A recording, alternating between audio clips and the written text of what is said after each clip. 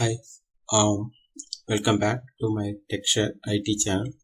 So, in this session, we'll discuss about how to fine tune the performance of the Kafka on the consumer side. Okay, so in one of the video, we we discuss how to fine tune the performance on the producer side of Kafka. Okay.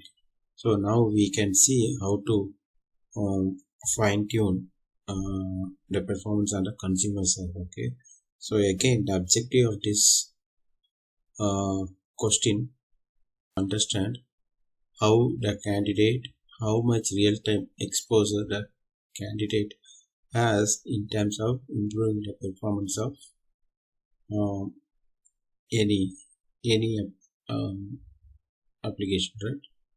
So that's a main objective. Okay, so let's get into the detail, right? So to improve the performance on the consumer side, okay, we need to understand how the broker and the consumer groups work. Okay, basically to improve the throughput on the consumer side, okay, we need the parallelism, okay, on the consumer side to read the data from the topic. Okay, so here let's say I have one broker with two topics. Okay, and I have three consumer groups. Okay, one of the consumer groups is just having only one consumer, the other one is having two consumers, the other one is having three consumers. Okay, so for this consumer, okay, he need to read the data from both the topics, which means first he will be reading the data from topic 1 and then he will be reading the data from topic 2.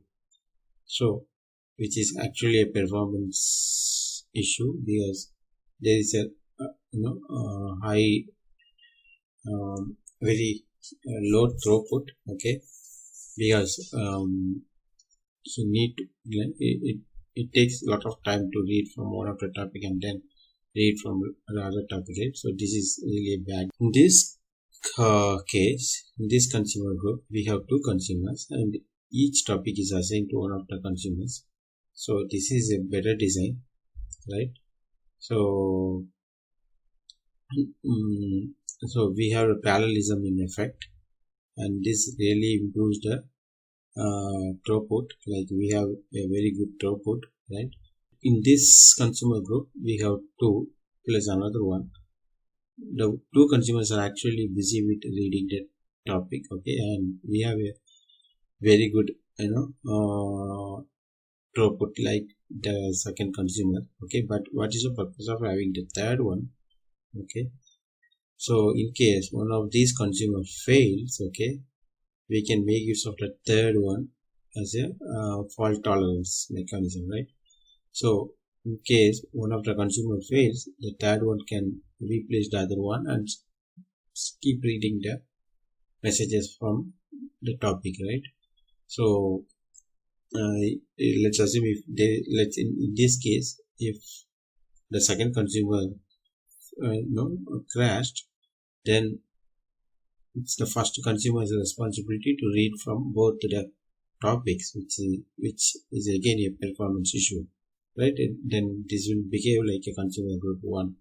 So to overcome that, we have standby consumer who will be helping replacing one of the consumer in case of fault tolerance. Okay, so to highlight, okay, to summarize, so this is having a very low throughput. Like there should be a performance issue with this design. This is good, but in case of fault tolerance, we will be having a performance issue. This is a better design, right? This is a good design. Like we have a high throughput along with the fault tolerance design in place. Okay, so this is one of the way to improve the the processing, message processing from the consumer side, right? Apart from that, we also need to think about the commit mechanism, right? If we commit the synchronous way, like say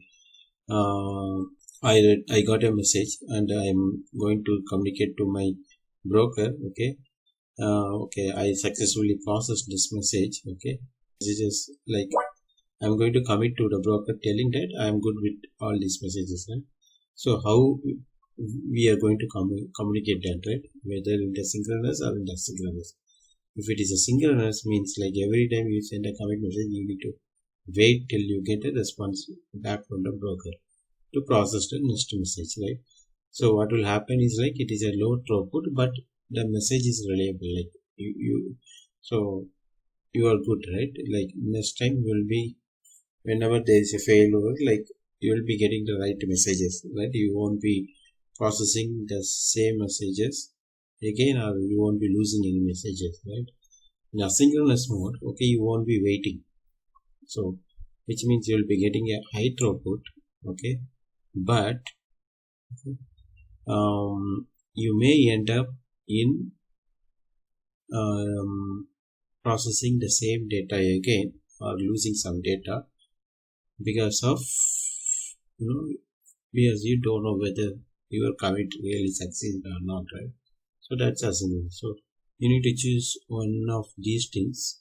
You need to, again here also, like we discussed on the process, and here also you need to trade off between your performance and the reliability, data reliability. You want to trade off, you need to balance one of these two and choose how you want to offset back to the broker, right? So these are a few different ways of improving, tuning the performance on the consumer side.